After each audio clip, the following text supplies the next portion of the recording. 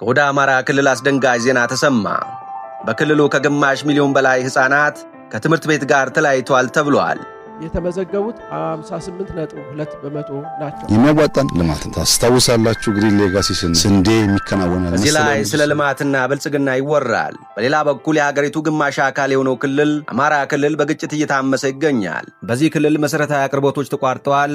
አገልግሎት ሰጪ ተቋማት ስራቸውን አቁመዋል። ትምህርት ቤቶችም ወደ ወታደራዊ ካምፕነት ተቀይረዋል። ክልሉ ዘርፈ ብዙ ውድመቶችን እያስተናገደ ይገኛል። ሕፃናትና ሴቶች ለሰብአዊ ቀውስ ተጋላጭ ሆነዋል የሚሉ መረጃዎች ሲወጡ ሰነባብተዋል። እንግዲህ ወደፊቱ ሀገር ተረካቢው ትውልድ ዕጣ ፈንታ አደጋ ላይ ወድቋል በሚባልበት ሰዓት ነው የክልሉ ትምህርት ቢሮ በክልሉ ግማሽ ሚሊዮን ሕፃናት ከፊደል ገበታ ጋር ተቆራርጧል ሲል ያሳወቀው። የሰላም እጦት ውድ ዋጋ እያስከፈለው የሚገኘው ሕዝብ መጻኢ ዕድል አሳሳቢ ደረጃ ላይ ደርሷል። አንድን ሀገር መጪ ሁኔታ ከሚወስኑ ቁልፍ ጉዳዮች አንዱና ዋነኛው ትምህርት መሆኑ የሚታወቅ የክልላችን ሕዝብ በዘመናዊ ትምህርት የረጅም ጊዜ ታሪክ ያለውና በረጅም ጊዜ አማራ ክልል 42% የሚሆኑ ተማሪዎች አሁንም ወደ ትምህርት ገበታቸው አለመመለሳቸው ተገልጿል።